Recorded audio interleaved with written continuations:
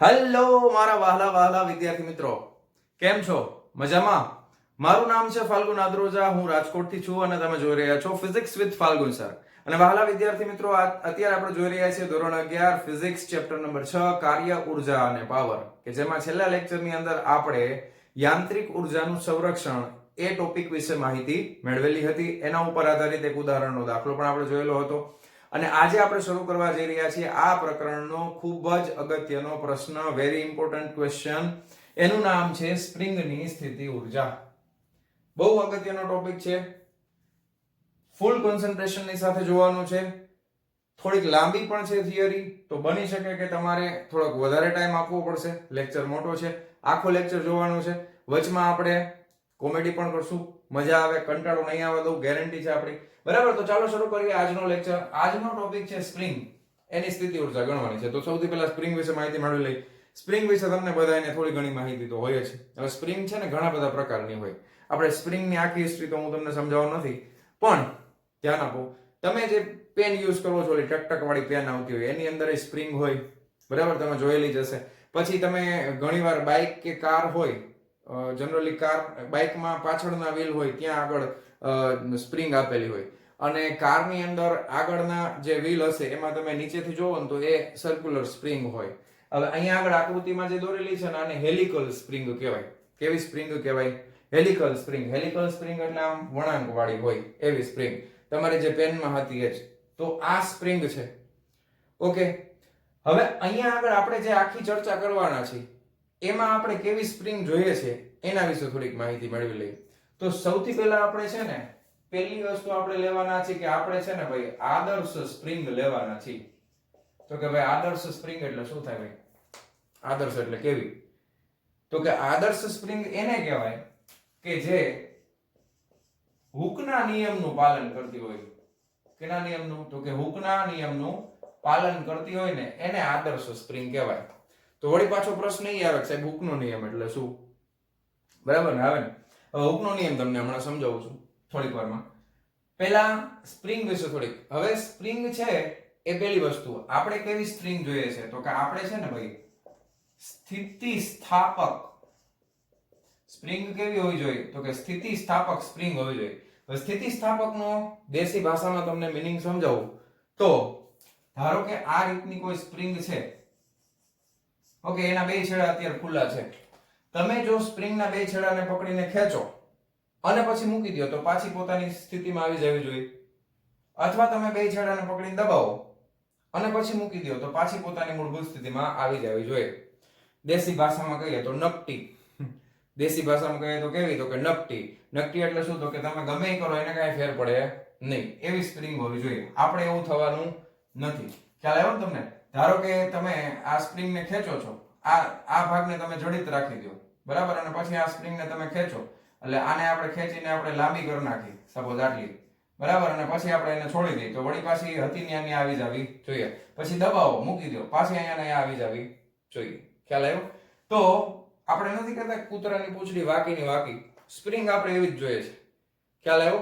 કે તમે એને ખેંચો અથવા દબાવો અને મૂકી દીધા પછી પોતાની મૂળભૂત સ્થિતિમાં આવી જવી જોઈએ. તો આ રીતની જે એની પ્રોપર્ટી છે એને આપણે કહેવામાં આવે છે સ્પ્રિંગની સ્થિતિસ્થાપકતા. એને શું કહેવાય? સ્થિતિસ્થાપકતા. એટલે પોતાની મૂળભૂત સ્થિતિમાં પાછું આવવું. આ ઘટનાને કહેવાય સ્થિતિસ્થાપકતા.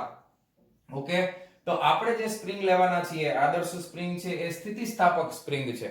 ખ્યાલ આવ્યો? ચાલો હજી આગળ વધીએ.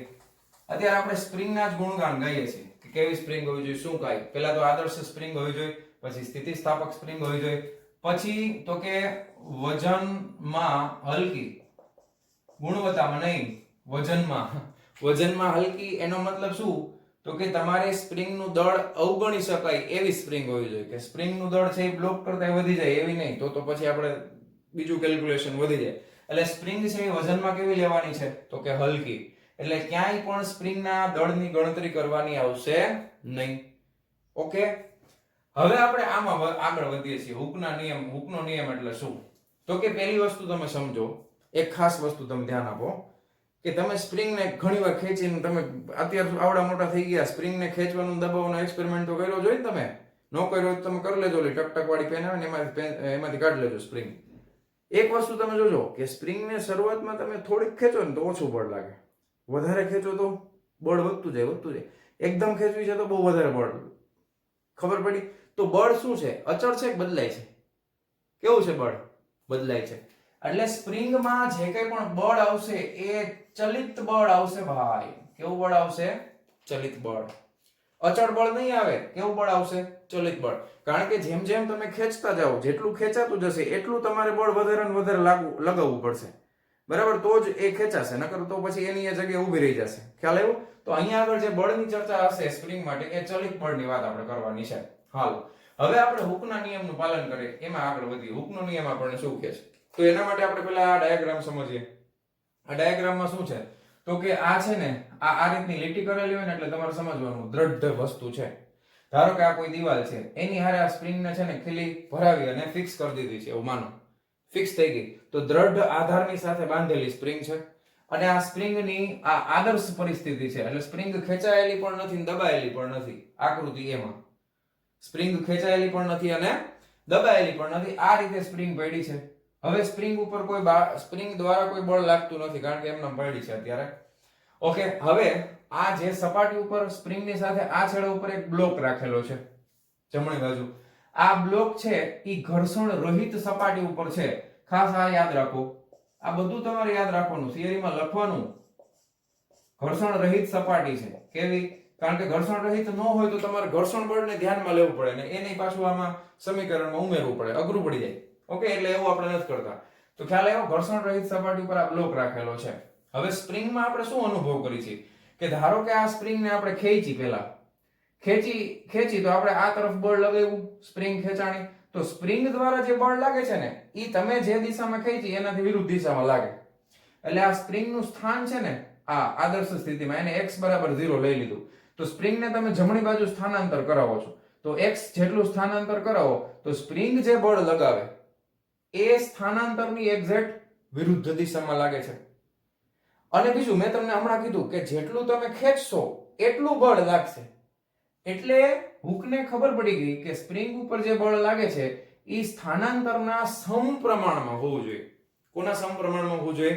સ્થાનાંતરના સમપ્રમાણમાં. અને બીજું તો કે સ્થાનાંતર અને બળની દિશા છે ને હંમેશા એકબીજાની વિરુદ્ધ છે. જો તો આના ઉપરથી હુકભાઈએ શું કીધું કે હુકભાઈએ એવું કીધું કે સ્પ્રિંગ ફોર્સ, એટલે અહીંયા સફિક્સમાં s લખવાનો. આ s છે એ સ્પ્રિંગ દર્શાવે. શું દર્શાવે? સ્પ્રિંગ દર્શાવે. તો સ્પ્રિંગ દ્વારા લાગતું બળ એ ચલે છે કોના ઉપર? તો કે સ્થાનાંતરના સમપ્રમાણમાં છે. આવું હુકભાઈ કીધું. એના પછી હુકે આપણને નિયમ આપ્યો છે, સમપ્રમાણતા કાઢવી હોય તો આપણે બરાબર કરી અને કંઈક અચળાંક દાખલ કરવો પડે. તો fs બરાબર, ધ્યાન આપો, -kx. x એટલે તો તમને ખબર છે, x બરાબર સ્થાનાંતર. x બરાબર સ્થાનાંતર. આ k શું છે? તો k બરાબર એને કહેવાય સ્પ્રિંગ અચળાંક. શું કહેવાય? હુકે નામ શું આપ્યું છે આનું? સ્પ્રિંગ અચળાંક એવું નામ આપ્યું છે. હવે સ્પ્રિંગ અચળાંકનો એકમ તમને પૂછવામાં આવે. સ્પ્રિંગ અચળાંકનો એકમ શું છે? તો સ્પ્રિંગ અચળાંકને કરતા બનાવો તો શું આવી જાય? f ના છેદમાં x. આ માત્ર મૂલ્ય છે એટલે આપણે માઈનસ સંજ્ઞાને ધ્યાનમાં લીધી નથી. માત્ર શું છે? તો કે મૂલ્યની વાત છે. એટલે બળનો એકમ થાય ન્યૂટન ના છેદમાં મીટર. એટલે ન્યૂટન પ્રતિ મીટર. આ કોનો એકમ થઈ ગયો? તો કે સ્પ્રિંગ અચળાંકનો એકમ થઈ ગયો. ખ્યાલ આવી? આ સ્પ્રિંગ અચળાંક છે. સ્પ્રિંગ અચળાંકનો એકમ થશે ન્યૂટન પ્રતિ મીટર. માત્ર મૂલ્ય લીધું છે એટલે માઈનસ સંજ્ઞાને આપણે ધ્યાનમાં લીધેલી નથી. હજી એક સ્પ્રિંગ અચળાંક વિશે અગત્યની બાબત તમને સમજાઈ દઉં. સ્પ્રિંગ અચળાંકને તમે જોજો, ધ્યાનથી જોજો. ધારો કે આ x સ્થાનાંતર તમે કરાવો છો. ખાસ સમજો, સ્થાનાંતર તમે કરાવો છો, ઓછા સ્થાનાંતરમાં વધારે બળ લગાવવું પડે છે. ધારો કે સ્પ્રિંગને ખેંચવી છે અને આટલી ખેંચી તો બહુ વધારે બળ લાગ્યું. એનો મતલબ એમ કે સ્થાનાંતર તો ઓછું છે પણ બળ વધારે છે. એનો મતલબ એમ કે આ k નું મૂલ્ય કેવું હોવું જોઈએ? વધારે. k નું મૂલ્ય વધારે હોય તો સ્પ્રિંગ તમારે ખેંચવામાં તકલીફ પડી ને, બહુ ઓછું સ્થાનાંતર થાય છે. તો આવી સ્પ્રિંગને કહેવાય કડક સ્પ્રિંગ. કડક ચા પીવાની આદત હોય ને ઘણાને, અથવા સખત સ્પ્રિંગ. બરાબર? તો k નું મૂલ્ય વધારે હોય તો એવી સ્પ્રિંગને કેવી કહેવાય? તો કે કડક સ્પ્રિંગ.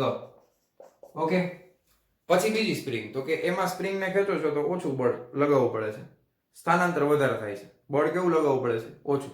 તો એના માટે તમે ધ્યાન આપો કે તમે આમ ખેંચી દીધી પણ બળ તો ઓછું છે, સ્થાનાંતર ભલે વધારે હોય, બળ ઓછું છે, સ્થાનાંતર વધારે છે, બળ ઓછું છે, તો કેનું મૂલ્ય કેવું આવે?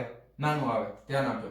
તો કેનું મૂલ્ય ઓછું હોય, બરાબર, તો એને કહેવામાં આવે છે નરમ સ્પ્રિંગ.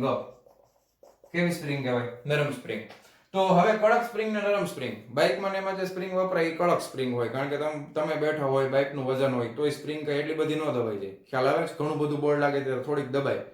અને એ જ રીતે આપણે બોલ પેનમાં અને એમાં બધા એમાં યુઝ કરી છે ટકટક વાળી, અને નાના નાના જે રમકડા આવતા હોય નાના છોકરાને રમવાના, બરાબર, આમ ખેંચીને બંદૂકમાં ઓલું, એમાં સ્પ્રિંગ જ હોય. તો એ સ્પ્રિંગ છે એ બધી નરમ સ્પ્રિંગ કહેવાય. ખ્યાલ આવ્યો? અને મોટા મોટા વાહનોમાં, બાઇકમાં ને એમાં બધામાં જે સ્પ્રિંગ હશે એ કેવી હશે? તો કે કડક સ્પ્રિંગ કહેવાય. એ કેના ઉપરથી નક્કી થાય? કેનું મૂલ્ય વધારે હોય તો કડક, કેનું મૂલ્ય ઓછું હોય તો નરમ. હાલો, આટલી વસ્તુ યાદ રહી ગઈ? ઓકે, પાકું? હવે આ જોજો, આપણે બોર્ડમાં જગ્યા ઓછી છે એટલે તમારે વચ્ચે વચ્ચે વિડીયો પોઝ કરીને હું એમ કહું કે આ લખી નાખો એટલે આ લખી નાખો, બરાબર, પછી હું રબ કરી નાખીશ અને પછી તમારે આગળ વધવાનું છે. આટલી વસ્તુ લખી નાખો. ચાલો જવા દઉં છું. હવે ચાલો જવા દઉં છું. હા, આટલી વસ્તુ તમને ખ્યાલ આવી ગયો શું છે શું નહીં? ચાલો હવે આપણે આગળ વધીએ છીએ. આ બધી જ વસ્તુ તમને થિયરી પૂછેલી હોય તમારે બધું લખવાનું હો ભાઈ, એમને નહીં ઉભું રહેવાનું કે સર તમે નહોતું લખ્યું એટલે અમે આટલું જ લખ્યું, એવું નહીં કરવાનું, તો પછી માર્ક કપાઈ જશે. હાલો, ધીમે બોલીશ. ઘણા એવું કહે છે કમેન્ટ્સમાં, સાહેબ તમે બહુ સ્પીડમાં બોલો છો. હાલો, થોડુંક ધીમે બોલશું. હાલો, હા, તો હુકનો નિયમ આપણે પાછો લખી નાખીએ. Spring force is equal two minus kx. અહીંયા સુધી પહોંચ્યા. હવે આપણે પહેલી પરિસ્થિતિનો એટલે કે આકૃતિ બી નો વિચાર કરવાનો છે કે જ્યાં આ બ્લોકને તમે જમણી તરફ ખેંચો છો એટલે સ્પ્રિંગની લંબાઈમાં શું થાય છે? તો કે વધારો થાય છે. સ્પ્રિંગની લંબાઈમાં વધારો થાય છે એટલે આ બ્લોક છે એનું સ્થાનાંતર થાય છે. બળ લાગે છે અને સ્થાનાંતર થાય છે તો કાર્ય થતું જ હોય ભાઈ. બળ અને સ્થાનાંતર હોય તો શું થાય? કાર્ય થાય. પણ બળ કેવું છે? ચલિત બળ છે કે અચળ? તો કે ચલિત બળ છે. તો કાર્ય મેળવવા માટે કોનો સહારો લેવો પડે? સંકલનનો. યાદ રાખજો, જ્યારે પણ ચલિત વસ્તુઓ આવે ત્યારે તમારે સંકલન કરીને જ જવાબ મળશે. ધ્યાન આપજો ખાસ. તો અહીંયા આગળ તમે જુઓ કે અહીંયા આગળ આની મહત્તમ સ્થિતિ છે અને ધારો કે આપણે x બરાબર xm કહી દઈએ સ્થાનાંતર, અને અહીંયા આગળ સ્પ્રિંગ બળ વડે થયેલું કાર્ય, હું ધ્યાન આપજો અહીંયા લખું છું કે સ્પ્રિંગ વડે થયેલું કાર્ય. સ્પ્રિંગ વડે થયેલું કાર્ય એટલે વર્ક ડન બાય સ્પ્રિંગ, એટલે અહીંયા નીચે s લખવાનો, કાર્ય બરાબર બળ ગુણ્યા સ્થાનાંતર. પણ તમને કીધું એ પ્રમાણે ચલિત બળ છે એટલે સંકલન લેવું જ પડે. ઓકે, સ્થાનાંતર ક્યાંથી ક્યાં સુધી થાય છે? જો પહેલા અહીંયા હતું 0 પાસે, પછી ક્યાં ગયું? તો કે x બરાબર xm પાસે ગયું. તો તમારે સંકલનમાં લિમિટ મૂકો એટલે કે તમે સ્થાનાંતર શરૂ કરો છો 0 થી અને ક્યાં સુધી કરો છો? તો કે xm સુધી કરો છો. આ લિમિટ મૂકી દીધી. પછી કાર્ય બરાબર અંદર તો બળ ગુણ્યા સ્થાનાંતર જ આવશે. તો સંકલન કરતા હોય તો ચલિત બળ છે એને આપણે fs વડે દર્શાવીએ છીએ, અને સ્થાનાંતર છે એટલે આપણે એકદમ સૂક્ષ્મ સ્થાનાંતર લઈએ એટલે dx. એટલે આ રીતે તમે કરી શકો છો. બસ, હવે આપણે અહીંયા ખાલી સંકલનના નિયમો યુઝ કરવાના છે અને સંકલન કરશું એટલે જવાબ મળી જશે. જો ધડાધડી. હવે આપણે આગળ કિંમત મૂકતા જશું 0 થી xm. fs કેટલું છે બોલો? તો કે આ k છે, x છે અને આ dx છે. હવે આમાં k અચળ છે, માઈનસ એ બહાર લઈ શકાય એટલે k બહાર લઈ લઈએ. 0 થી xm, આ x નું સંકલન dx. હવે સંકલનના લેક્ચર આપણે ઓલરેડી જોઈ લીધા છે, ખબર જ હોય તમને, છતાં એકવાર સમજાવી દઉં કે x⁻n નું સંકલન, કારણ કે x ની એક ઘાત છે તો શું છે? તો કે ઘાત એક વધે અને ટોટલી ઘાત છેદમાં એટલે n+1 ના છેદમાં n+1. આ x ને કાંઈ ન હોય તો એક ઘાત તો હોય, ઘાત એક વધશે એટલે કેટલું થઈ જશે? k. હવે ઘાત એક વધશે એટલે 1 + 1 2, અને આખી ઘાત ઉપર જેટલી આવે બધી છેદમાં એટલે છેદમાં બગડો. આ રીતે કાઉન્સ કરવાનું. ઓકે, નીચેનું છે લિમિટ નીચે મૂકવાની, ઉપરની છે એ ઉપર મૂકવાની. હવે શું કરવાનું? તો કે x ની જગ્યાએ પહેલા xm લખવાનું, પછી આખું લખી નાખવાનું, પછી માઈનસ કરવાનું, પછી x ની જગ્યાએ 0 મૂકવાનું, બધું લખી નાખવાનું. તો k. હવે 0 મૂકશો એટલે 0 જવાબ આવશે, ખબર જ છે. તો આનો જવાબ સીધો શું આવે? x ની જગ્યાએ xm, તો xm નો વર્ગ ના છેદમાં 2. હાલો, થઈ ગયું. તો આ છે work done by the spring. શું છે? સ્પ્રિંગ દ્વારા થયેલું કાર્ય કેટલું મળે છે? -k xm² / 2. તો સ્પ્રિંગ દ્વારા થયેલું કાર્ય ઋણ શું કામ મળે છે? કારણ કે સ્પ્રિંગ દ્વારા લાગતું બળ છે એ સ્થાનાંતરની વિરુદ્ધ દિશામાં છે. વાર્તા પૂરી. હવે જે કાર્ય સ્પ્રિંગ દ્વારા થાય છે એટલું જ કાર્ય બાહ્ય બળ વડે કોણ કરે છે? તો કે તમે કરો છો. કારણ કે તમે બ્લોકને ખેંચો છો. જો આ તરફ તમે આ તરફ બળ લગાવો છો અને સ્થાનાંતર એ જ તરફ થાય છે, તો બળ અને સ્થાનાંતર એક જ તરફ હોય તો જવાબ શું આવે? પ્લસમાં આવે. ઓકે, એના માટે આખું આ પાછું કેલ્ક્યુલેશન કરવાની કઈ જરૂર નથી. તો તમારા દ્વારા થયેલું કાર્ય છે એ ધન ગણવામાં આવશે. એમાં તમારે ખાલી w લખવાનું છે. આ માઈનસ ની જગ્યાએ પ્લસ થઈ જશે કે xm² ભાગ્યા 2. તો આ w શું દર્શાવે છે? તમારા દ્વારા થયેલું કાર્ય. તમારા દ્વારા થયેલું કાર્ય. ઓકે, તો ફટાફટ આટલી વસ્તુ છે એ લખી નાખો. સ્પ્રિંગ દ્વારા થયેલું કાર્ય અને આ છે એ બાહ્ય, અહીંયા લખી નાખું છું હું, બાહ્ય બળ વડે થયેલું કાર્ય. ઓકે, એ આટલું આવશે. ફટાફટ વિડિયો પોઝ કરીને લખી નાખો, પછી આપણે આગળ વધીએ છીએ. ચાલો જવા દઉં છું. ચાલો ચાલો વિદ્યાર્થી મિત્રો, આગળ વધીએ. ફરી પાછું સ્પ્રિંગ કેવી છે? નકટી. નકટી સ્પ્રિંગ ને કેવી કહેવાય? આદર્શ સ્પ્રિંગ. બરાબર. હવે અહીંયા xm સુધી લઈ ગયા તો કેટલું કાર્ય થાય છે? સ્પ્રિંગ દ્વારા થયેલું કાર્ય -k xm² ભાગ્યા 2. હવે આની આ વસ્તુ આમાં પણ થાય કે નહીં? સ્પ્રિંગ અહીંયા હતી 0 પાસે અને તમે દબાવી, તો તમે દબાવશો એટલે સ્પ્રિંગ દ્વારા થયેલું કાર્ય. જો હવે આમાં બળ છે એ કઈ સ્પ્રિંગ છે એ કઈ તરફ બળ લગાવે? તો જમણી તરફ. તમે બળ લગાવો છો એ કઈ તરફ લગાવો છો? કે તમે ડાબી તરફ. અને સ્થાનાંતર કઈ તરફ થાય છે? ડાબી તરફ. તો સ્પ્રિંગ દ્વારા લાગતું બળ અને સ્થાનાંતર પાછા એકબીજાની વિરુદ્ધ દિશામાં છે. તો એના માટે તમારે પાછું સૂત્ર સંકલનની મદદથી સાબિત કરવાની જરૂર નથી. ઓકે, આમાં સ્પ્રિંગ વડે થયેલું કાર્ય આટલું અને તમારા દ્વારા એટલે બાહ્ય બળ વડે થયેલું કાર્ય છે એ ધન છે કે xm² ભાગ્યા 2. બીજા કેસમાં તમે સીધે સીધું લખી શકો છો, કારણ કે આપણે આમાં સાબિત કર્યું છે એટલે બીજા કેસમાં સાબિત કરવાની જરૂર નથી. તો એમાં સ્પ્રિંગ બળ વડે થયેલું કાર્ય તમે લખશો તો -k. એમાં જે સ્થિતિ છે આ એ x = xc છે, તો અહીંયા xc² ભાગ્યા 2 અને બાહ્ય બળ વડે થયેલું કાર્ય પ્લસ આવશે કે xc² ભાગ્યા 2. ખ્યાલ આવ્યો? હવે આ કાર્ય મેળવવાની બીજી એક રીત છે, એ તમે આલેખની મદદથી મેળવી શકો છો. એ આલેખ વિશે ટેક્સ્ટબુકમાં બહુ ઓછું સમજાવ્યું છે, બહુ ડિટેલમાં નથી સમજાવ્યું, પણ એ આપણે ધ્યાનથી સમજવાનું છે. ધ્યાન આપજો, હું આલેખ સમજાવવાનો પ્રયત્ન કરું છું. આપણે સ્પ્રિંગ બળ વિરુદ્ધ સ્થાનાંતરનો આલેખ દોરવાનો છે. કોના વિરુદ્ધ કોનો આલેખ દોરવાનો છે? સ્પ્રિંગ બળ વિરુદ્ધ સ્થાનાંતરનો આલેખ.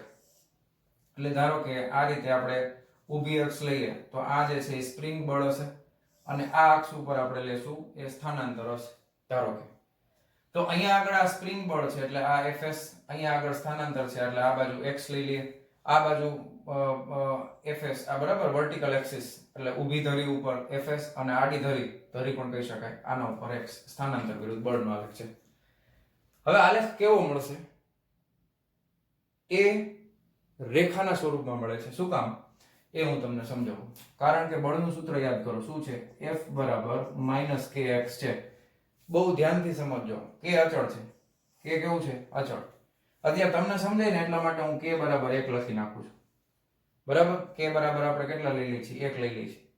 હવે આ બળ છે એનું મૂલ્ય માઈનસ છે, આ x છે એ સ્થાનાંતર. ધારો કે તમે ધન x દિશામાં સ્થાનાંતર, તમને હું ગ્રાફ કેમ બનાવી શીખલો. ધારો કે x = 1 લ્યો તો f ની કિંમત કેટલી મળશે? f માં તમે x = 1 મૂકો, આ માઈનસ ના માઈનસ 1 1 તો આ -1 જવાબ આવે. હવે x = 2 મૂકો તો f બરાબર કેટલા આવે? 2 માઈનસ, તો f બરાબર -2. x બરાબર 3 મૂકો તો f કેટલા આવે? -3. ખ્યાલ આવ્યો? ખરેખર છે ને આ સુરેખાનું સમીકરણ છે. કોનું? સુરેખાનું. હવે એ સુરેખાનું સમીકરણ કેવી રીતે થયું એ પણ તમને સમજાવજો. આ x માં તમે ધારો કે આ 1, આ 2, આ 3, તમે સમજ્યા? આ 1 છે, આ 2 છે, આ 3 છે.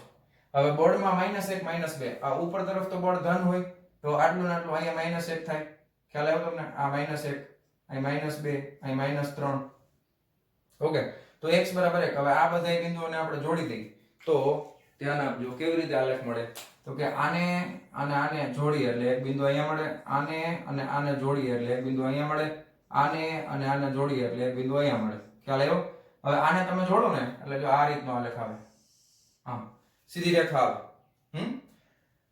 આ ઉપર તરફ આપણે જવું છે તો ઉપર તરફ તમે કેસ તમે લેશો તો ઉપર તરફના કેસમાં સ્થાનાંતર છે એ માઈનસ આવશે, કારણ કે આ તરફ -x આવે ને, સ્થાનાંતર તમે આને દબાવો સ્પ્રિંગને, તો આ બાજુનો x છે એ -x છે, આ બાજુનો f છે એ -f ઓફ s છે.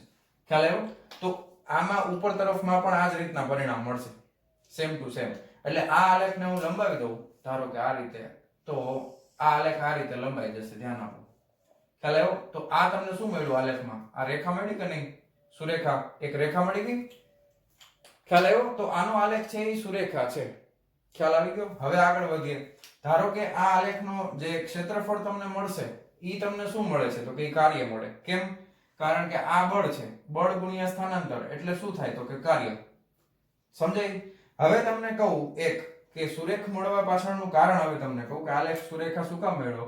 કારણ કે સુરેખાનું સમીકરણ છે y બરાબર mx પ્લસ c અને આ બળનું સમીકરણ છે F બરાબર -kx પ્લસ 0. કાંઈ ન હોય તો પ્લસ 0 હોય ને.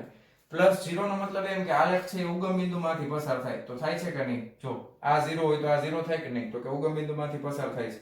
બરાબર. પછી આ સુરેખાનું સમીકરણ છે એટલે આપણો આલેખ સીધી રેખા મળે છે. એટલા માટે આપણને સીધી રેખા મળશે. ખબર પડી ગઈ? સુરેખામાં ન ખબર પડતી હોય તો આ રીતે કરીને જોઈ લેવાનું, તોય તમને સીધી લીટી જ મળશે. કારણ કે કેની કિંમત તો અચળ જ લેવાની છે, એ તો અચળાંક છે. તો સીધી રેખા મળી ગઈ, આલેખ સુરેખા મળે છે. આ રીતનો આલેખ મળે. પ્લસ એમ થાય સાહેબ સુરેખામાં આમ જ કેમ, આમ કેમ ન આવ્યું? તો કે અહીંયા માઇનસ છે. માઇનસ નો મતલબ શું થાય? તો કે આ જે m છે ને m, આ ઢાળ બતાવે. બરાબર? આ m છે એ શું બતાવે? તો કે ઢાળ. તો અહીંયા આગળ ઢાળનું મૂલ્ય કેવું છે? ઢાળ તો ઋણ છે. જો ઢાળ કેવો છે? ઋણ છે. એટલે આમ જતો હોય તો ઢાળ ઋણ આવે, ઉપર જાય તો ઢાળ ધન આવે. ખ્યાલ છે ને? ઉપર તરફ જઈએ તો ઢાળ ધન આવે, નીચે તરફ જાવ તો ઢાળ ઋણ. તો એટલા માટે ઢાળ આવી રીતે આવશે. જો એટલે ઢાળ ઋણ છે. ખ્યાલ આવી ગયો? હવે ટેક્સ્ટ બુકમાં આટલું બધું ડિટેલમાં નથી સમજાવ્યું, ખાલી કહી દીધું છે કે f વિરુદ્ધ x નો આલેખ દોરો એટલે આ રીતનું તમને આવડી જાય. તમે બધા ટેલેન્ટેડ છો, મહાન છો, ગણિતના માસ્ટર છો એવું સમજીને તમારે ટેક્સ્ટ બુક વાંચવાની, એટલે તમને હવે તો આવડી જ ગયું હોય. બરાબર? એવું સમજાવીને તમને આપી દીધું છે. ખ્યાલ આવ્યો? તો આ રીતે આલેખ મળશે. હવે આટલી વસ્તુ સમજ્યા પછી આ આલેખનો જે ક્ષેત્રફળ છે એ તમને શું આપે? તો કે એ તમને છે ને કાર્ય આપે. કારણ કે બળ ગુણ્યા સ્થાનાંતર થાય ને, તો એ ક્ષેત્રફળ મેળવવા માટે શું કરવું પડે? ધારો કે આપણે O બિંદુ નામ આપી દઈ, અહીંયા આને A નામ આપી દઈ, પછી આને જોડી દઈ, આને B નામ આપી દઈ. તો ત્રિકોણ OAB નું ક્ષેત્રફળ લેવાય. ત્રિકોણ OAB નું ક્ષેત્રફળ. બરાબર છે? હવે આ કાટકોણ ત્રિકોણ થાય કે નહીં? આ રીતે. તો ત્રિકોણનું ક્ષેત્રફળ આવડે કે નહીં? 1/2 ગુણ્યા પાયો એટલે OB ગુણ્યા વેધ. બરાબર છે? પાયો ગુણ્યા વેધ, વેધ એટલે આ AB. બરાબર? 1/2 પાયો ગુણ્યા વેધ, પાયો ગુણ્યા વેધ એટલે આ છે fs અને આ છે x. ખ્યાલ આવ્યો તમને?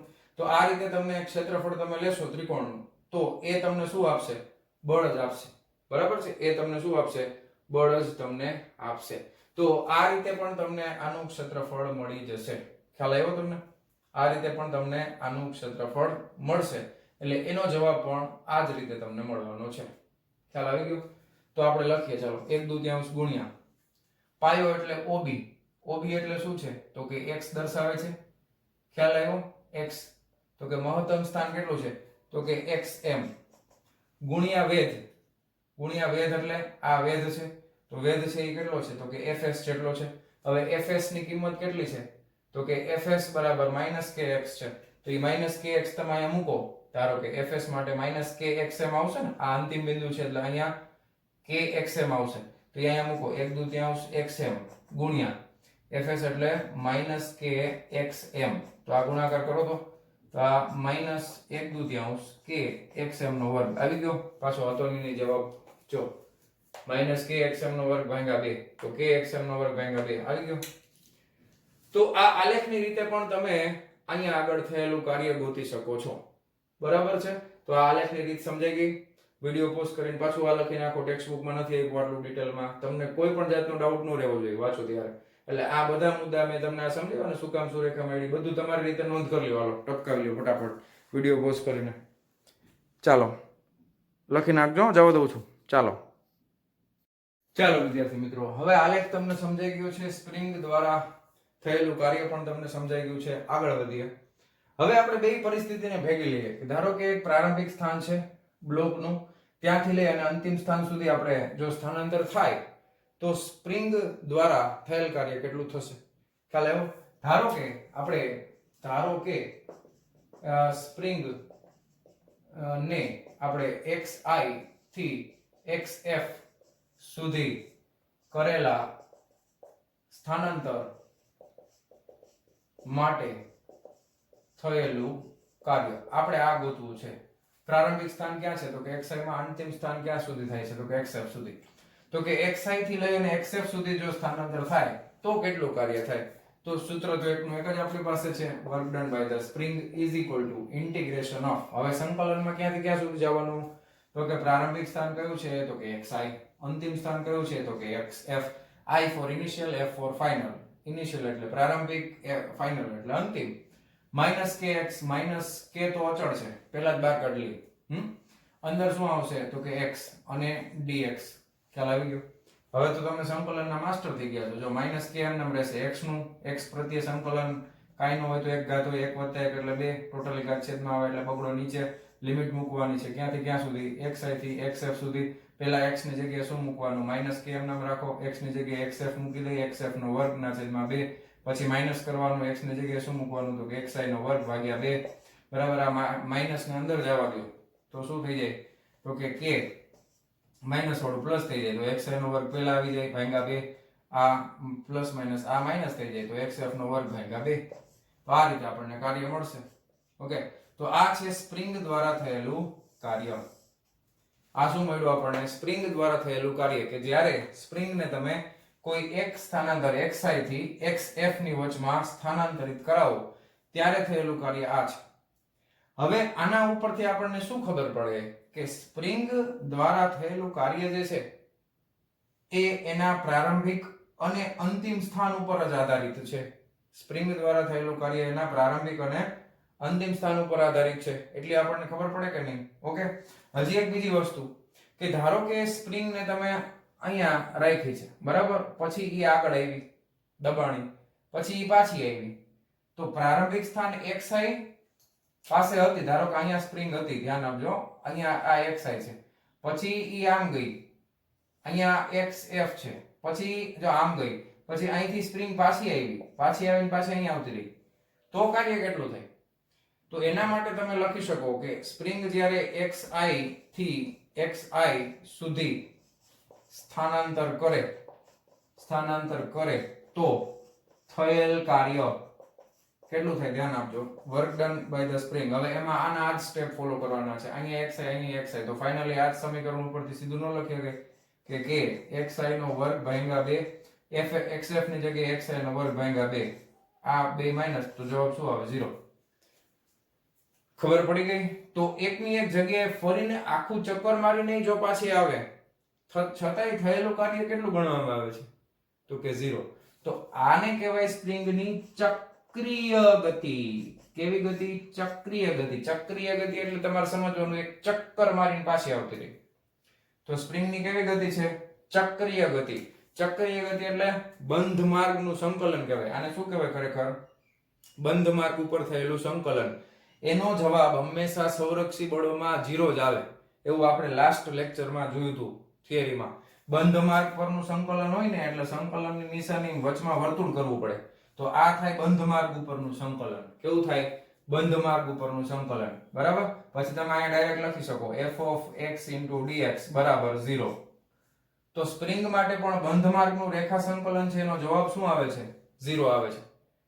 તો આના ઉપરથી બે મુદ્દા આપણને ખ્યાલમાં આવ્યા કે સ્પ્રિંગ બળ જે છે, સ્પ્રિંગ બળ Fx Fs, તો સ્પ્રિંગ બળનો આધાર કોના ઉપર છે? તો કે સ્પ્રિંગ બળનો આધાર, તો સ્પ્રિંગ બળનું સૂત્ર પાછું જો લખો, Fs બરાબર -k * x છે. બરાબર, -kx છે. તો સ્પ્રિંગ બળનો આધાર માત્ર એના સ્થાન ઉપર રહેલો છે. આમાં ક્યાંય સમય છે ગુણાકારમાં? કે તો અચળ છે. તો સ્પ્રિંગ બળનો આધાર માત્ર એના સ્થાન ઉપર રહેલો છે અને સ્પ્રિંગ દ્વારા થયેલા કાર્યનો આધાર એના પ્રારંભિક અને અંતિમ સ્થાન ઉપર રહેલો છે. આ બંને વસ્તુઓ શું દર્શાવે છે? આ બંને વસ્તુઓ એક વસ્તુ તરફ ઇશારો કરે છે. એ છે કે સ્પ્રિંગ બળ એ સંરક્ષી બળ છે. બરાબર છે? સ્પ્રિંગ બળ કેવું બળ છે? તો કે સ્પ્રિંગ બળ એ સંરક્ષી બળ છે અને બંધ માર્ગ ઉપરનું રેખા સંકલન એ 0 થાય છે. તો સંરક્ષી બળોની બધી જ શરતોનું પાલન અહીંયા થાય છે સ્પ્રિંગ બળોમાં. ખ્યાલ આવ્યો? તો આ એના પછીનો ટોપિક. હવે અહીંયાથી અહીંયા સુધી જે આપણે લખ્યું ને આટલું બધું 3 પાર્ટમાં આપણે જોયું, બરાબર, એ બધું ખરેખર તમને એક થિયરીમાં જ તમને પૂછે, એક જ થિયરીમાં, કે સ્પ્રિંગ ને સ્થિતિસ્થાપક ઉર્જા વિશે માહિતી આપો, બરાબર છે, ઉર્જા વિશે સમજાવો, એનું સૂત્ર સાબિત કરો, તો ફાઇનલી આ સમીકરણ સુધી આપણે પહોંચવાનું. ઓકે, અને આ બે મુદ્દા તમારે લખવાના છે. હવે આખો સ્પ્રિંગનો જ પાર્ટ છે, પણ એક બીજો ક્વેશ્ચન આવશે એમાં. ઓકે, હવે એના વિશે આપણે માહિતી મેળવવાની છે. તો વિડિયો પોઝ કરીને આટલી વસ્તુ લખી નાખો, અને હવે આપણે આ જ થિયરીના બીજા પાર્ટ તરફ એન્ટર થાય છે. ઓકે, ચાલો લખી નાખજો, વિડિયો પોઝ કરીને જવા દઉં છું. ચાલો ચલો વિદ્યાર્થી મિત્રો, આગળ વધીએ. જોવો છો ને વિડિયો? જોતા રહેજો. હવે થોડુંક જ બાકી છે, કઈ બહુ જાજુ બાકી નથી, ટેન્શન ના લ્યો. ઓકે, હવે વાત કરવાની છે સ્થિતિ ઊર્જાના સ્વરૂપની. તો તમને ખબર છે કે સ્પ્રિંગ એમનેમ પડી હોય, ધારો કે નથી દબાવેલી કે નથી ખેંચેલી, તો એની પાસે કાંઈ ઊર્જા હોય? બોલો હા કે ના? નો હોય ને. સ્પ્રિંગ દબાવેલી પણ નથી અને ખેંચેલી પણ નથી, તો સ્પ્રિંગ પાસે કોઈ ઊર્જા હોય નહીં. એટલે તમે આકૃતિ એમાં શું કહી શકો કે આ સ્પ્રિંગ પાસે અત્યારે કોઈ પણ જાતની ઊર્જા છે, તો કે ના. ઓકે, તો આ કન્ડિશનમાં આની પાસે કાંઈ ઊર્જા જ નથી, તો સ્થિતિ ઊર્જા બરાબર શું થાય? તો કે 0. પણ તમે જેવા સ્પ્રિંગને ખેંચશો અથવા સ્પ્રિંગને દબાવશો, ત્યારે ખેંચાણ અને દબાણના કારણે સ્પ્રિંગનું સ્થાનાંતર થાય છે અને બળની વિરુદ્ધમાં કાર્ય થાય છે, હૂકનો નિયમ પળાય છે, અને જે કાર્ય થાય છે એ કાર્ય કયા સ્વરૂપમાં સંગ્રહિત થશે? તો કે સ્થિતિ ઊર્જાના સ્વરૂપમાં સંગ્રહિત થશે. કારણ કે અહીંયા આગળ આપણે ઘર્ષણ બળ કે બીજી કોઈ વસ્તુને ધ્યાનમાં લીધેલી નથી, એટલે સંપૂર્ણપણે જેટલું કાર્ય થાય છે એ બધું કાર્ય સ્થિતિ ઊર્જાના સ્વરૂપમાં સંગ્રહ પામશે. એટલા માટે તમે લખી શકો કે સ્થિતિ ઊર્જા x બિંદુ પાસેની સ્થિતિ ઊર્જા કેટલી હોય? તો કે kx² ભાગ્યા 2. આ જે સમીકરણ આપણે લાવ્યા હતા ને કાર્ય માટેનું, એ જ આટલી જ સ્ટોર થાય ને. x જગ્યા ઉપર લઈ જાઓ તો એ જગ્યા ઉપર એની સ્થિતિ ઊર્જા આટલી થાય. હવે આપણને ખબર છે કે અહીંયા આગળના જે બળો છે એ કેવા છે? સ્પ્રિંગ બળ છે એ કેવું બળ છે? તો કે સંરક્ષી બળ છે, હમણાં જ આપણે જોયું. તો એ જો સંરક્ષી બળ હોય તો હજી એક શરતનું પાલન થવું જોઈએ. કઈ શરત છે? તો સ્થિતિ ઊર્જામાં આપણે એક સમીકરણ લાવ્યા હતા આગળની થિયરીમાં કે f of x is equal to, તમે આવું લખતા હતા, -dv/dx. આ શરતનું પાલન થવું જોઈએ. અહીંયા જો થાય છે કે નહીં ચેક કરીએ જરાક. હવે આનું મારે શું કરવું પડે? x પ્રત્યે વિકલન કરવું પડે. તો dv/dx, ડાબી બાજુ વિકલન કરીએ તો જમણી બાજુ પણ વિકલન થાય કે નહીં? તો આ k અચળ છે, બગડો અચળ છે, છેદમાં નીકળી ગયો બહાર. હવે વિકલન છે એટલે શું થાય? તો કે સંકલન કરતા ઊંધું. શું? ઘાત આગળ આવે અને એક ઘાત ઓછી થાય. 2 - 1 એટલે કેટલી આવે? તો કે 1 આવે. અહીંયાથી બગડો ઉડી ગયા. જવાબ શું આવ્યો? kx. આવ્યો કે નહીં? બરાબર છે. હવે આપણી પાસે સ્પ્રિંગ ફોર્સ કેટલો છે? તો કે સ્પ્રિંગ બળ છે -kx. સ્પ્રિંગ બળ કેવું છે? -kx. તો આ સમીકરણને બંને બાજુ માઈનસ વડે ગુણી નાખો. જો તો થઈ ગયું સ્પ્રિંગ ફોર્સ આવી ગયો અહીંયા. આ -kx એટલે આપણા માટે આ શું છે? તો કે સ્પ્રિંગ ફોર્સ. તો જો આના જેવું જ થઈ ગયું કે નહીં? થઈ ગયું કે નહીં? જો સ્થિતિ ઊર્જાનું જે સમીકરણ છે એની હારે મેચ થઈ ગયો. રેડી? તો આપણે કહી શકાય કે સ્પ્રિંગ બળ કેવું બળ છે? સંરક્ષી બળ છે, અને સ્થિતિ ઊર્જાના બધા સમીકરણનું અહીંયા પણ પાલન થાય છે. ખ્યાલ આવી ગયો તમને? હવે આપણે યાંત્રિક ઊર્જાનો વિચાર કરવાનો છે. કોનો વિચાર કરવાનો છે? યાંત્રિક ઊર્જાનો. તો એ શું કહેવા માંગે છે સમજો. તમે ધારો કે આ બ્લોકને અહીંયા સુધી ખેંચો છો અને જે કાર્ય થાય છે સ્થિતિ ઊર્જામાં સંગ્રહિત થયું. હવે તમે જેવું બ્લોકને મૂકી દેશો એટલે શું થશે? તો કે સ્પ્રિંગ છે એના ઉપર બળ લગાવશે આ તરફ, એટલે બ્લોક છે એ બળ લાગવાથી આ તરફ આવશે. હવે અહીંયા આગળ જે સ્થિતિ ઊર્જા છે એનું સંપૂર્ણપણે રૂપાંતર કેમાં થશે? તો કે ગતિ ઊર્જામાં થશે. ગતિ ઊર્જામાં રૂપાંતર થશે એટલે બ્લોક એની આ જગ્યા ઉપર આવીને ઊભો નહીં રહે. ખ્યાલ આવે તમને? અહીંયાથી તમે છોડી દેશો એટલે અહીંયા આવીને ઊભો નહીં રહે, કારણ કે છોડો છો એટલે એનામાં ગતિ સ્થિતિ ઊર્જાનું રૂપાંતર થવા માંડે છે ગતિ ઊર્જામાં. તો એ અહીંયાથી આવી અને જેટલી સ્થિતિ ઊર્જા છે તો એ બ્લોક આગળ વધશે અને પાછો દબાશે. પછી અહીંયા સ્પ્રિંગ દબાશે અને બ્લોક અહીંયા આવશે. પછી વળી પાછું શું થશે કે બ્લોકમાં સ્પ્રિંગ દબાઈ છે એટલે અહીંયા સુધીની જે ગતિ ઊર્જા હતી એ વળી પાછી કેમાં રૂપાંતર થાય? સ્થિતિ ઊર્જામાં. બ્લોક દબાયેલો છે સ્થિતિ ઊર્જા, વળી પાછો બ્લોક આગળ વધશે, આગળ જશે. ઓકે, હવે પછી પાછું સ્પ્રિંગમાં ખેંચાણ આવશે. વળી પાછો ખેંચાશે એટલે આમથી આમ. હવે આમાં શું થાય તો કે સ્પ્રિંગના દોલનો શરૂ થાય. તમે જોયું હશે, આમ દબાવીને મૂકી દો એટલે આમ થાય થોડીક વાર, બરાબર. પણ ખરેખર પ્રેક્ટિકલી સ્પ્રિંગની અંદર એ જે આમ થાય છે એ અમુક સમય પછી અટકી જાય છે. પણ અહીંયા આપણે એ વસ્તુને ધ્યાનમાં લેવાના નથી. એ અવરોધક બળના લીધે અટકી જશે, એને ડેમ્પિંગ અસર કહેવાય, પણ એ આપણે જોવાના નથી. અત્યારે માત્ર આપણે એનો વિચાર કરવાનો છે કે યાંત્રિક ઉર્જાનું સંરક્ષણ થાય છે કે નહીં. તો ધ્યાનથી સમજો, આપણે શું કરશું તો કે આ સ્પ્રિંગને તમે અહીંયા ખેંચો છો, પછી આપણે બ્લોકની કોઈ એક પરિસ્થિતિનો વિચાર કરીએ. હવે જો અહીંયા છે ને, સૂત્ર સાબિત કરવા માટે આપણે આને મહત્તમ સ્થિતિ ગણી લઈ અને આને xc ના બદલે ન્યૂનતમ ગણી લઈએ એટલે -xm આ થઈ જશે, કારણ કે અહીંયા 0 0 છે. હવે બ્લોક છે ધારો કે કોઈ એક મધ્યમાન પરિસ્થિતિ વખતે છે ને, બ્લોક ધારો કે અહીંયા આવે છે ગતિ કરતા કરતા આ જગ્યા ઉપર આવે છે, તો અહીંયા આગળ જે આ અંતર છે ને એને આપણે ધારો કે x બરાબર x માની લઈએ. આ અંતરને આપણે શું માની લઈએ? x બરાબર x. ખ્યાલ આવ્યો? અને આ અંતર છે એને xm આપણે કહી દીધું છે, x બરાબર xm. અને આ છે એ આટલું જ ડાબી તરફ છે એટલે x બરાબર -xm કહી દઈએ. અને આના માટે આપણે યાંત્રિક ઉર્જાનું સંરક્ષણ નક્કી કરવાના છીએ. ખ્યાલ આવ્યો? ધારો કે આ બ્લોક કોઈ એક ક્ષણે x બરાબર x સ્થાને છે, 0 પાસે નથી, એટલે xm અને -xm ની વચમાં કોઈ એક જગ્યા છે જે x જગ્યા ઉપર છે. ત્યારે એની પાસે કુલ ઉર્જા કેટલી હોય તો કે જો બ્લોક છૂટે એટલે સ્થિતિ ઉર્જામાંથી રૂપાંતર ગતિ ઉર્જામાં થાય છે, એટલે અહીંયા એની પાસે કઈક ગતિ ઉર્જા પણ હશે, પ્લસ ઈ જો મધ્યમાન સ્થાન પાસે નથી એટલે કઈક એની પાસે સ્થિતિ ઉર્જા પણ હશે. ઓકે, એ બંનેનો સરવાળો કોના જેટલો થાય તો કે બ્લોક અહીંયા હતો ત્યારે એની પાસે જે કુલ ઉર્જા હતી એના જેટલું જ આ બ્લોકમાં ઉર્જા મળે. ખ્યાલ આવ્યો તમને? ઓકે, તો હવે એના ઉપરથી જો ધ્યાન આપો, કોઈ એક સ્થાન x પાસે, કોઈ એક સ્થાન x ક્યાં છે તો કે -xm અને +xm ની વચ્ચે. હવે આ એક સ્થાન છે, કોઈ એક સ્થાન x જે -xm અને +xm ની વચ્ચે હોય ત્યારે સ્પ્રિંગ ની કુલ ઉર્જા માટે, હવે એના માટે આપણે કુલ ઉર્જા ગોતવાની છે. તો સૌથી પહેલા આપણે એવું કહી શકાય કે અહીંયા આગળ હતી ત્યારે એની પાસે ઉર્જા કેટલી હતી? કુલ ઉર્જા તો કે માત્ર સ્થિતિ ઉર્જા છે. જો આ જગ્યા ઉપર માત્ર એની પાસે સ્થિતિ ઉર્જા છે, તો સ્થિતિ ઉર્જા કેટલી હતી? અને સ્થિતિ ઉર્જા પ્લસ ગતિ ઉર્જા બરાબર યાંત્રિક ઉર્જા થાય. તો એ જગ્યા ઉપર એની પાસે યાંત્રિક ઉર્જા કયો અથવા સ્થિતિ ઉર્જા કયો તો બે સરખી જ થશે ને, કારણ કે એક જ ઉર્જા હતી. તો એ તમે લખી શકો છો 1/2 k xm નો વર્ગ બરાબર આ મેં લખ્યું છે યાંત્રિક ઉર્જા બરાબર શું થાય તો કે આ જગ્યા ઉપર એની પાસે શું છે? હવે આ જગ્યા ઉપર એની પાસે બે વસ્તુ છે, ગતિ ઉર્જા પણ છે અને સ્થિતિ ઉર્જા પણ છે. તો સ્થિતિ ઉર્જા કેટલી થાય તો કે ગતિ ઉર્જા અને સ્થિતિ ઉર્જા. તો પહેલા સ્થિતિ ઉર્જા લખી 1/2 k. અહીંયા આગળ સ્થાન કેટલું છે મધ્યમાનથી તો કે આ અંતર છે એ x છે, તો kx નો વર્ગ થાય. શું આટલી એક જ ઉર્જા છે તો કે ના, ગતિ ઉર્જા હશે ને.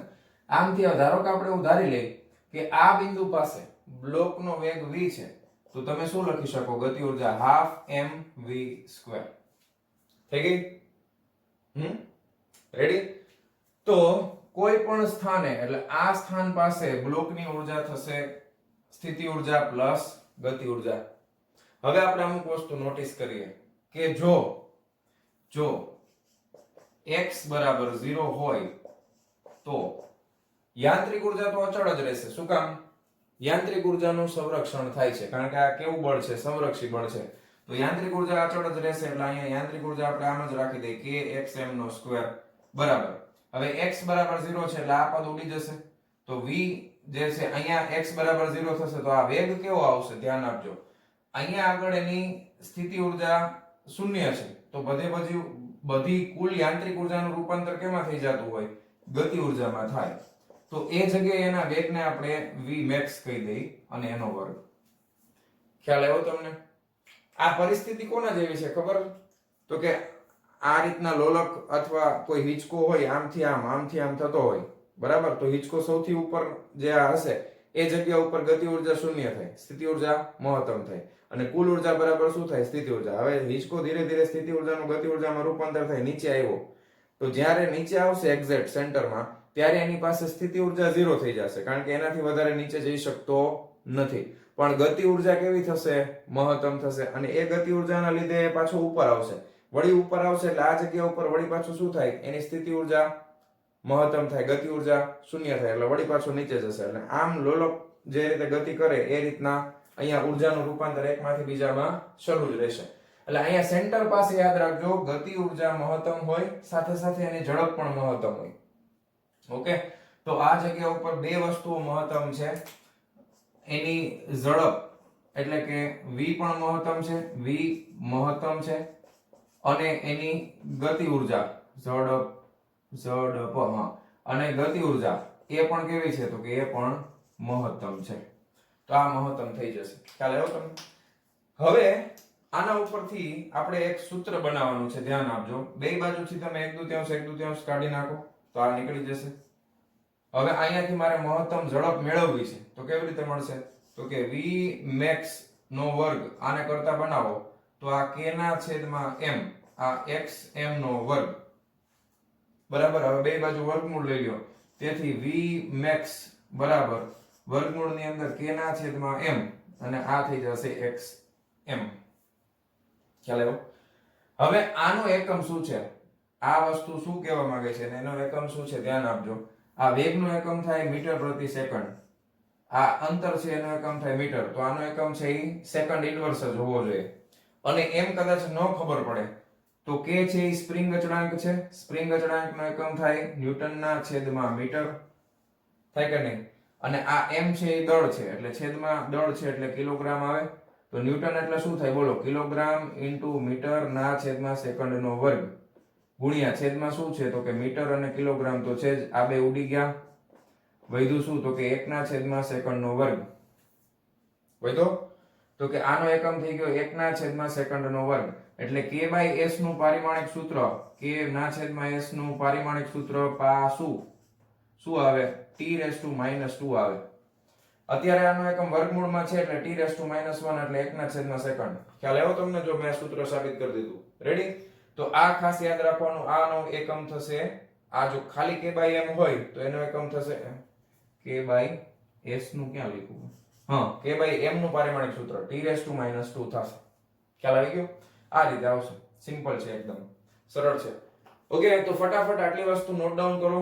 તો શું આપણે જોયું? આમાંથી આપણને શું ખબર પડી કે સ્પ્રિંગ માં જો બ્લોક જોડેલો હોય કોઈ પણ જગ્યા ઉપર જઈએ તો એની કુલ ઉર્જા એટલે કે યાંત્રિક ઉર્જા અચળ રહેશે અને વચ્ચેના કોઈ પણ સ્થાન પાસે એની પાસે બે વસ્તુઓ હોય, ગતિ ઉર્જા પ્લસ સ્થિતિ ઉર્જા. એક્ઝેક્ટ સેન્ટરના ભાગ પાસે એની ગતિ ઉર્જા મહત્તમ થાય છે. એની મહત્તમ ઝડપ vmax છે. vmax કઈ રીતે મળે? તો એનું સૂત્ર આ છે √k/m * xm. આ રીતે આપણને મહત્તમ ઝડપ મળી જશે અને બાકીના કોઈ પણ સ્થાન પાસે બે વસ્તુ હશે, સ્થિતિ ઉર્જા પ્લસ ગતિ ઉર્જા. યાદ આવી ગયું? ખબર પડી ગઈ? ચાલો, તો આટલી વસ્તુ ફટાફટ નોટ ડાઉન કરો અને હવે આપણે આ જે સૂત્ર લઈ આવ્યા છીએ, આ બધા સમીકરણ, એના ઉપરથી આપણે ગ્રાફ બનાવવાનો છે. છેલ્લો ટોપિક આ થિયરીનો, અને પછી થિયરી કમ્પ્લીટ થશે. ચાલો લખી નાખો ફટાફટ વિડિયો પોઝ કરીને. ચાલો જવા દઉં છું, તમે લખી લેજો. ચાલો વિદ્યાર્થી મિત્રો, હવે આપણે આલેખ કેવી રીતે બનાવવો એના માટે થોડીક નોંધ કરી લઈએ. સૌથી પહેલા આપણે આલેખ બનાવવા માટે એક ટેબલ બનાવી નાખીએ કે જેની અંદર સૌથી પહેલા આપણે સ્થાન લખી નાખીએ. સ્થાન પછી અહીંયા આપણે k લખી નાખીએ. k એટલે ગતિ ઉર્જા, પછી આપણે લખી નાખીએ v એટલે સ્થિતિ ઉર્જા, પછી આપણે લખી નાખીએ e એટલે યાંત્રિક ઉર્જા, એટલે બેનો સરવાળો. બરાબર? હવે આપણી પાસે સ્થાન કેટલા છે? તો કે સ્થાનમાં આપણે ત્રણ વસ્તુ લઈએ છીએ. પહેલા આપણે મહત્તમ સ્થાન એટલે xm લઈ લઈએ, એના માટે કરશું. પછી આપણે સ્થાન લઈ લેશું 0. ઓકે, x બરાબર 0 લઈ લેશું અને પછી આપણે લઈ લેશું -xm. આ ત્રણ સ્થાન માટે શું થાય એ આપણે ચેક કરવાનું છે. ચાલો, તો કે મહત્તમ સ્થાન હશે અહીંયા આગળ xm, તો અહીંયા આગળ ગતિ ઉર્જા કેટલી છે? તો કે 0. યાંત્રિક ઉર્જા કેટલી છે? તો કે ½ kxm નો વર્ગ. ઓકે, અને એ જગ્યા પાસે સ્થિતિ ઉર્જા કેટલી છે? તો કે સ્થિતિ ઉર્જા આટલી જ છે, જો ½ kxm નો વર્ગ. કારણ કે બેનો સરવાળો આના જેટલો જ થવો જોઈએ, યાંત્રિક ઉર્જા જેટલો. હવે યાંત્રિક ઉર્જા છે એ બદલાય નહીં કોઈ દિવસ. ટોટલ એટલે યાંત્રિક ઉર્જા એટલે ગતિ પ્લસ સ્થિતિ બે છે તો એ કોઈ દિવસ બદલાય નહીં. હવે x બરાબર 0 એટલે અહીંયા આવી જશે તો એની પાસે કઈ ઉર્જા મહત્તમ હશે? હમણાં જ મેં સમજાવ્યું, બોલો. ગતિ ઉર્જા મહત્તમ હશે ને. તો આ k એટલે ગતિ ઉર્જા છે, તો આ હાફ m, આ v કયો તો કે મહત્તમ વાળો, તો v max નો વર્ગ. પણ સ્થિતિ ઉર્જા કેટલી થઈ જશે? 0. પણ આ બેનો સરવાળાનો જે જવાબ આવે એ તો યાંત્રિક ઉર્જા છે, તો યાંત્રિક ઉર્જા તો અચળ છે એટલે યાંત્રિક ઉર્જામાં તમે હાફ kxm નો વર્ગ પણ લખી શકો અથવા એના બરાબર આ પણ લખી શકો. હમણાં જ આપણે સૂત્ર સાબિત કર્યું, બરાબર. પછી વળી પાછું તમે અહીંયા આવી ગયા -xm પાસે, તો આ જગ્યા પાસે એની ગતિ ઉર્જા કેટલી છે? તો કે 0. ઓકે, સ્થિતિ ઉર્જા કેવી થઈ જશે? તો કે મહત્તમ હાફ kxm નો વર્ગ. આટલી એની પાસે સ્થિતિ ઉર્જા થઈ જશે.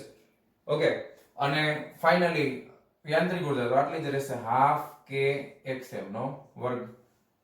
ચાલો હવે આટલી માહિતી આપણને છે, આના ઉપરથી આપણે આલેખ બનાવવાનું થશે, ધ્યાન આપજો. હવે આલેખ બનાવવા માટે તમે સમીકરણને ધ્યાનથી જુઓ તો યાંત્રિક ઉર્જા માટેના આલેખનું સૂત્ર ફાઇનલી હાફ kx નો સ્ક્વેર આવું કંઈક તમને મળે છે. આ 1/2 તો અચળ જ થાય. હવે આલેખ બનાવવા માટે આપણે શું કરવું પડશે? ઉર્જા વિરુદ્ધ સ્થાનનો આલેખ. ધારો કે આ રીતે આ વર્ટિકલ એક્સિસ છે એ ઉર્જા દર્શાવે એટલે ઊભી અક્ષ, ઓકે, શિરોલંબ અક્ષ, અને સમક્ષિતિજ અક્ષ છે એ આપણને સ્થાન દર્શાવશે. તો સ્થાનમાં આપણી પાસે કેટલા સ્થાન છે? તો કે સ્થાનમાં આપણી પાસે 3 સ્થાન છે. અહીંયા x બરાબર 0 છે. આ બાજુ જઈએ તો અહીંયા આગળ x જે છે એ મહત્તમ છે, તો x બરાબર xm છે. અને આટલા જ અંતર ઉપર આ બાજુ જઈએ તો અહીંયા આપણી પાસે x બરાબર -xm છે. તો સ્થાન આપણી પાસે 3 અલગ અલગ છે. હવે આ આલેખમાં ધ્યાન આપો, અલગ અલગ કલરથી બતાવું છું. ગતિ ઉર્જાનો આલેખ અને સ્થિતિ ઉર્જાનો આલેખ કેવો મળશે? તો કે બેયના આલેખના સૂત્રમાં સ્થિતિ ઉર્જાનું સૂત્ર હાફ kxm નો વર્ગ છે, આ હાફ mv² છે. ઓકે, આલેખ જ્યારે પણ બનાવવાનો થાય ને તો પહેલા આપણે સમીકરણ તરફ જોવું. હવે તમને યાદ હશે કે આ જે સમીકરણ છે ને એ પરવલયના સમીકરણ જેવું છે. યાદ કરો, પરવલયનું સમીકરણ છે y બરાબર ax પ્લસ bx નો સ્ક્વેર અને પ્લસ c, આવું પરવલયનું સમીકરણ છે. જ્યારે આપણે પ્રક્ષિપ્ત ગતિનો અભ્યાસ કરેલો ત્યારે પરવલયનું સમીકરણ આવ્યું હતું. અહીંયા આગળ જે સમીકરણ છે એમાં તમે જોઈ શકો છો કે હાફ જે છે તો એ તો અચળ થઈ ગયો એટલે એમાં તમે b ગણી શકો ના x નો વર્ગ. પછી આ a વાળું કોઈ પદ, x વાળું કોઈ સિંગલ પદ નથી એટલે આ પદ અહીંયા હાજર નથી, પ્લસ કોઈ અચળ વસ્તુ પણ હાજર નથી. કાંઈ ફેર ન પડે, પરવલયનો આકાર છે એ પરવલય જેવો જ રહેશે, બરાબર. આનો આકાર એ પરવલય જ બનશે. આ બે પદ કદાચ ન હોય તો પણ કાંઈ ફેર પડતો નથી. જે પ્રમાણે મેં તમને કીધું ને કે સુરેખાનું સમીકરણ છે તો y બરાબર mx પ્લસ c, આ છે એ સુરેખાનું સમીકરણ છે તો એમાં સીધી લીટી આવે. તો આ છે એ કોનું સમીકરણ છે? તો કે પરવલયનું સમીકરણ છે, તો એનો આકાર છે એ પરવલય જેવો આવશે. યાદ રાખજો. સૌથી પહેલા આપણે આલેખ બનાવીએ ગતિ ઉર્જા વિશે. ધ્યાન આપો, સૌથી પહેલા આલેખ બનાવીએ ગતિ ઉર્જા વિશે. તો કે જો અહીંયા 0 છે તો ગતિ ઉર્જામાં xm બરાબર અહીંયા આગળ ગતિ ઉર્જા કેટલી? તો કે 0. પછી -xm પાસે તો કે અહીંયા પણ 0. અને ગતિ ઉર્જા મહત્તમ ક્યારે થાય છે? તો કે x બરાબર 0 થાય ત્યારે ગતિ ઉર્જા મહત્તમ. ધારો કે મહત્તમમાં આ બિંદુ લઈ લઈ. હવે આલેખ બનાવવા માટે આકાર કેવો કીધો મેં? આલેખનો આકાર કેવો બનશે? પરવલયાકાર.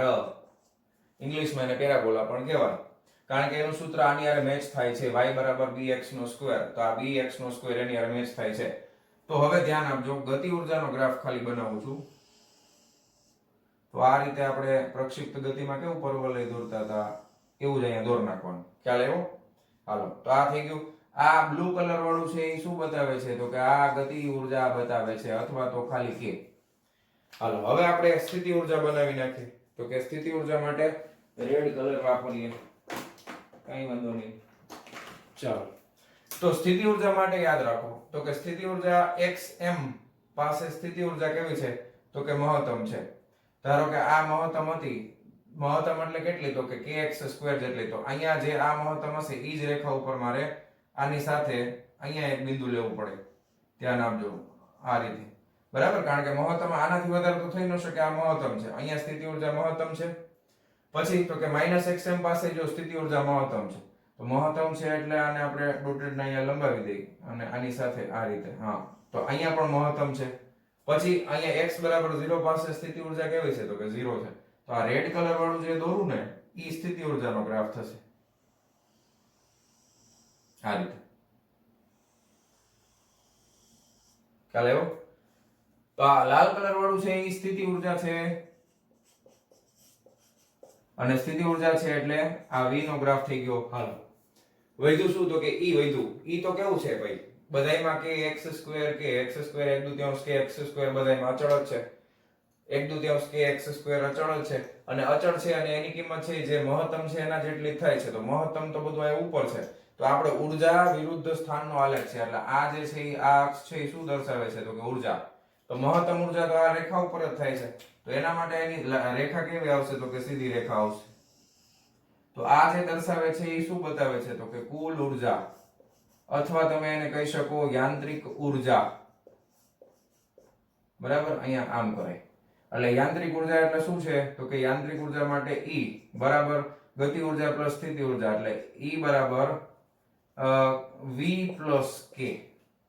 ઓકે તો આ રીતે તમારે આલેખને યાદ રાખવાનો છે. આ થઈ ગયો આપણો આલેખ કમ્પ્લીટ. લ્યો છે આમાં કઈ આ વસ્તુ ટેક્સ્ટ આ રીતે નથી આપ્યું એમાં શું ફેર પડે તમારે ટેબલ બનાવી નાખવાનું. તમને આલેખ પૂછે તો આ રીતે તમારે ટેબલ બનાવી અને આલેખ દોરી નાખવાનો.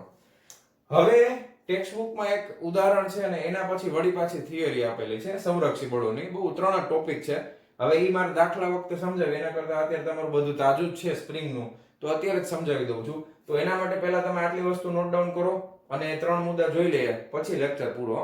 બરાબર હવે બહુ જાજુ નથી જોડાયેલા રહેજો. ચાલો વિડીયો પોઝ કરીને લખી નાખો બધું. જવા દઉં છું. ચાલો ચાલો વિદ્યાર્થી મિત્રો હવે આપણે થોડીક ઇન્ફોર્મેશન લેવાની છે. સંરક્ષી બળો વિશે કેટલીક નોંધ આપણે લખવાની છે. ખરેખર આ થિયરી પછી ટેક્સ્ટ બુકમાં એક ઉદાહરણ આપેલું છે. ઉદાહરણ પછી તમને સંરક્ષી બળો વિશે નોંધ આપી છે. હું અત્યારે જ સમજાવી દઉં છું એટલે પછી આપણે કઈ માથાકૂટ નહીં ઉદાહરણમાં જોવું ન પડે. 3 મુદ્દા ધ્યાનમાં રાખવાના છે. પહેલો મુદ્દો આપણે શું ધ્યાનમાં લેશું તો કે સંરક્ષી બળો છે એટલે આપણે જે સૂત્ર અહીંયા આપણે યુઝ કર્યું છે સ્પ્રિંગ બળ માટે. તો સ્પ્રિંગ બળ માટેનું સૂત્ર શું હતું? સ્પ્રિંગ ફોર્સ Fs બરાબર -kx હતું. ખ્યાલ આવ્યો? પણ ન્યૂટને જે આપણને બળનું સમીકરણ આપ્યું છે એ બળનું સૂત્ર એને કઈ રીતે આપ્યું હતું ન્યૂટને યાદ કરો તો કે બળ એને આપેલો હતો વેગમાનમાં થતા ફેરફારનો સમય દર એટલે કે F બરાબર dp/dt. આ રીતે વેગમાનમાં થતા ફેરફારનો સમય દર એને આપણે બળ કહીએ છીએ. તો અહીંયા છે ને એ સમય છે ધ્યાનમાં લેવાનો છે પરંતુ અહીંયા સ્પ્રિંગ બળ માટે ક્યાંય પણ આપણને સમય જોવા મળતો નથી. એટલે તમે સ્પ્રિંગને કેટલા સમય માટે દબાવો છો કે સ્પ્રિંગને કેટલા સમય માટે ખેંચીને રાખો છો એની માહિતી આપણે અહીંયા લઈ શકતા નથી કારણ કે સૂત્રમાં માત્ર સ્થાન છે. તો સ્થાન ઉપર જ એનો આધાર રહેલો છે સમય ઉપર આધાર રહેલો નથી. પહેલો મુદ્દો ક્લિયર ઈઝી થઈ ગયું. હાલો હવે બીજા મુદ્દાની વાત કરીએ તો બીજા મુદ્દાની અંદર સ્પ્રિંગ ને આપણે અત્યારે યાંત્રિક ઊર્જાનું સંરક્ષણ થાય છે એવું ધારેલું છે પણ દર વખતે બધી જ વસ્તુઓનું બધા જ બળોનું સંરક્ષણ થાય એવું જરૂરી નથી. કેમ જરૂરી નથી? કારણ કે આપણે ધારો કે હું તમને એમ કહું કે સ્પ્રિંગ ઉપર જે બળો લાગે છે એમાં આપણે જો ગતિ ઊર્જાને ગણીએ છીએ વત્તા આપણે સ્થિતિ ઊર્જાને ગણીએ છીએ અને પછી આપણે લખીએ છીએ E. અત્યારે આપણે આવું કરીએ છીએ પણ મેં તમને કીધું ઘર્ષણ રહિત સપાટી આપણે ધ્યાનમાં લીધી હતી થિયરીમાં. પરંતુ જો ઘર્ષણ બળને ધ્યાનમાં લેવામાં આવે તો એ અસંરક્ષી બળ છે. કેવું બળ છે? અસંરક્ષી બળ. અને કોઈ પણ સપાટીમાં ઘર્ષણ થાય તો શું ઉત્પન્ન થાય? ઉષ્મા ઊર્જા ઉત્પન્ન થાય. તમારા હાથની બે હથેળીઓને ઘસો તો એ ગરમ લાગવા માંડે ફટફટ. ઓકે તો હવે એ કેસની અંદર તમારે જો યાંત્રિક ઊર્જાનું સંરક્ષણનો નિયમ વાપરવો જ હોય તો તમારે આમાં ફેરફાર કરી અને +q લખવું પડે અને બરાબર E થાય. આ છે એ ઉષ્મા ઊર્જા દર્શાવે છે. શું દર્શાવે છે? ઉષ્મા ઊર્જા. ખ્યાલ આવ્યો? તો આ બીજો મુદ્દો છે એને આપણે ધ્યાનમાં લેશું. તો આ ઘર્ષણ રહિત સપાટી માટે જ યાંત્રિક ઊર્જાનું સંરક્ષણ k+v બરાબર અચળ વાળું સાચું રહેશે. બાકી એ સાચું પડશે નહીં. પછી ત્રીજા મુદ્દામાં શું યાદ રાખવાનું છે કે સ્થિતિ ઊર્જા તમે યાદચ્છિક રીતે તમને મજા આવે એ જગ્યાએ કોઈ પણ જગ્યાએ શૂન્ય લઈ શકો અને બીજી જગ્યાએ તમે એને મહત્તમ અથવા ન્યૂનતમ લઈ શકો છો. કારણ કે યાદ રાખજો, ધ્યાન આપજો, સ્થિતિ ઊર્જાનો ફેરફાર અગત્યનો છે. એકલી સ્થિતિ ઊર્જાનું કોઈ મહત્વ નથી. તમે ધારો કે પૃથ્વીની સપાટી અહીંયા છે, તમે પૃથ્વીની સપાટી ઉપર આપણે અલગ અલગ 3 બ્લોકનો વિચાર કરવામાં આવે, એક સરખી જ ઊંચાઈના 3 બ્લોક છે, 1 2 અને ધારો કે આ ત્રીજા નંબરનો બ્લોક છે. આ ત્રણે 3 બ્લોકની ઊંચાઈ એક સરખી છે. ખ્યાલ આવ્યો? તો કોઈ એક દડો છે એ અહીંયાથી અહીંયા પડે તો એની સ્થિતિ ઊર્જામાં ધારો કે આ ઊંચાઈ h છે એટલે mgh જેટલું કાર્ય થાય. પછી ધારો કે આ દડો અહીંયાથી અહીંયા પડે પણ આ ઊંચાઈ પણ h જ છે, તો અહીંયા પણ સ્થિતિ ઊર્જામાં ફેરફાર mgh જેટલો જ થાય. અને આ જ દડોને અહીંયાથી અહીંયા પડવામાં આવે, આ ઊંચાઈ જો h હોય તો પણ mgh જ થાય. તો આ કેસની અંદર અહીંયા સ્થિતિ ઊર્જા તમે 0 લઈ લ્યો તો અહીંયા આગળ મહત્તમ થાય. આ કેસમાં તમે સ્થિતિ ઊર્જા અહીંયા 0 લઈ લ્યો તો અહીંયા મહત્તમ થાય. ખ્યાલ આવ્યો? તો સ્થિતિ ઊર્જાનો માત્ર ફેરફાર અગત્યનો છે. સ્થિતિ ઊર્જા તમે યાદચ્છિક રીતે કોઈ પણ જગ્યાએ 0 લઈ શકો છો. જેમ કે બધા જ દાખલાઓમાં મોટા ભાગે આપણે પૃથ્વીની સપાટી ઉપર સ્થિતિ ઊર્જા 0 લઈએ છીએ. ઓકે, આગળ આપણે જોશું કે કોઈ પણ પદાર્થને અનંત અંતરે લઈ જવામાં આવે તો ત્યાં પણ એની સ્થિતિ ઊર્જા 0 હશે, કારણ કે એના ઉપર કોઈ પણ જાતનું ક્ષેત્રીય બળ એટલે કે ગુરુત્વાકર્ષણ બળ લાગતું નહીં હોય. ઓકે, તો ખાસ ત્રીજા મુદ્દામાં આપણે સ્થિતિ ઊર્જા વિશે ચર્ચા કરવાની છે કે યાદચ્છિક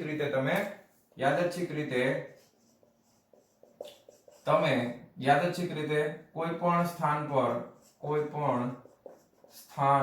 પર સ્થિતિ ઊર્જા 0 લઈ શકાય. બરાબર? બાકી જે મેં સમજાવ્યું તમારે વાક્ય એડ કરવાનો, પછી કે સાહેબ તમે એક વાક્ય લખો અમે એક જ લખીને જવા દેશે. તો અહીંયા આગળ આપણે આ થિયરીને વિરામ આપીએ છીએ. તમે બધાએ આખો લેક્ચર આશા રાખું છું કે જોયો જ હશે. હવે આખો લેક્ચર જોયો હોય તો મારા તરફથી થોડુંક ફ્રેશ થઈ આવો. બરાબર? ચા પાણી નાસ્તો કરી લ્યો, થોડીક વાર રમી લ્યો. બરાબર? પછી પાછા વાંચવા બેસી જાજો, ફ્રેશ થઈ જાઓ. આખો લેક્ચર જોયો છે, મજા આવી ગઈ? ઓકે, ક્લિયર છે? કોઈ ડાઉટ? લગભગ મેં રહેવા દીધો નથી. છતાં પણ જો કાંઈ ડાઉટ રહી ગયો હોય તો તમે કમેન્ટ સેક્શનમાં પૂછી શકો છો. ઓકે, અને વિડીયોને લાઈક કરવાનું ભૂલવાનું નથી. તમારા ફ્રેન્ડ સર્કલની સાથે શેર કરવાનું પણ ભૂલતા નહીં. તો મળીએ છીએ નેક્સ્ટ વિડીયો લેક્ચરમાં આના પછીના ટોપિકની સાથે. ત્યાં સુધી આવજો.